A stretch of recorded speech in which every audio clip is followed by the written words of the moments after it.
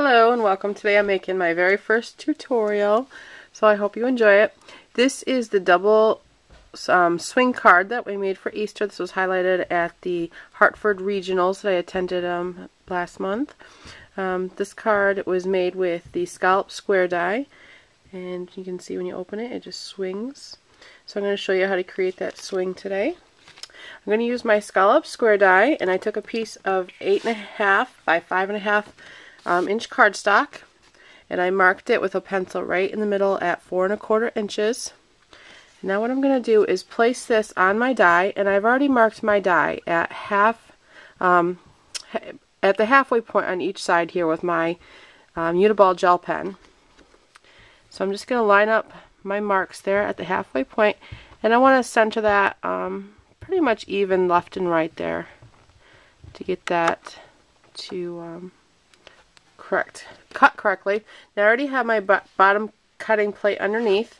Now I'm going to take another cutting plate and put that on top, but instead of putting it over the whole die, I'm going to line it up with my marks here that I created, and I'll show you exactly where those are when I'm finished with this first cut. So I'm going to line that up with my other marks that I created there, and I'm going to slide that through the Big Shot. And now when I pull this out, it's going to have just cut through where my top cutting plate was. Now those marks I told you about, I made a little white mark at the very edge of my die, 3 scallops in, so it's equal with the point there. And then I did the same thing going the other way. So now what I'm going to do is turn this around, and I'm going to line up what I already cut with the die, and my line should still be matched up with that center mark. And now I'm going to do exactly the same thing, but going the other way. So I'm going to line that up, that cutting plate up with that top mark there that I made at that third scallop, and I'm going to send it back through.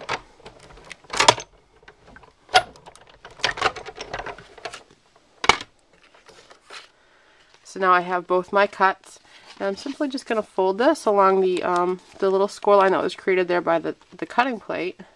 Fold that way, and fold this one back that way.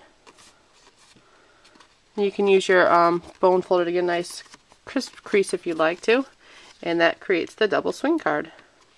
And then I just added my Springtime Vintage Designer paper, and I used my Easter Blossom stamp set to create this wonderful Easter card. Now I know Easter is past, but this is still a great spring card, and these products are still available in our Occasions Mini until the end of April, so you can order those right from my website. And I hope you enjoyed the tutorial.